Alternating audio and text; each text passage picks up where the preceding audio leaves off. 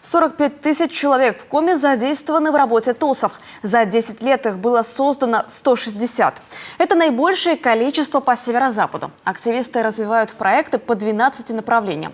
Это благоустройство, забота о животных, детский досуг. И это при том, что работа организована только за счет грантов, спонсорских средств и денег, что собирают сами местные жители. Отдельного закона, который бы регулировал действия территориальных органов самоуправления, нет. Об этом сегодня говорили в Госсовете на заседании Комитета по законодательству и местному самоуправлению. Депутаты, члены Общественной палаты, представители ТОСов подвели итоги работы за 10 лет и обозначили направление деятельности на будущее.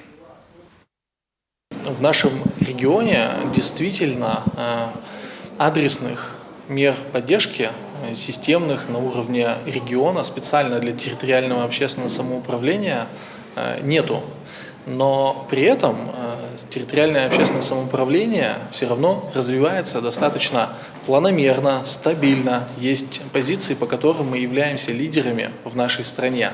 Например, мы первые создали региональную ассоциацию ТОС, которая служила локомотивом развития системы в нашем регионе.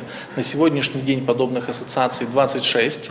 И отдельно скажу, что даже наши федеральные коллеги и товарищи, наверное, не буду скромничать, скажу, следовали в том числе нашему примеру. В республике 160 ТОСов, из них только 110 имеют статус юридического лица. А остальные 50 работают на общественных началах и не могут претендовать на участие в проектах и грантах. Чтобы помочь активистам, необходимо урегулировать это законодательно. Мы видим пример других регионов, к примеру, Архангельской области. Там есть закон о ТОСах, который позволяет выделять средства на работу именно ассоциации ТОС, то есть чтобы они не искали какие-то гранты и так далее, чтобы у них была постоянная строчка в бюджете, скажем так, которая позволяет им профессионально заниматься развитием ТОСов на территории своих муниципалитетов. ТОСы активно участвуют в народном бюджете. Коми на 4-м месте среди регионов, где проекты по инициативному бюджетированию затрагивают большинство населения.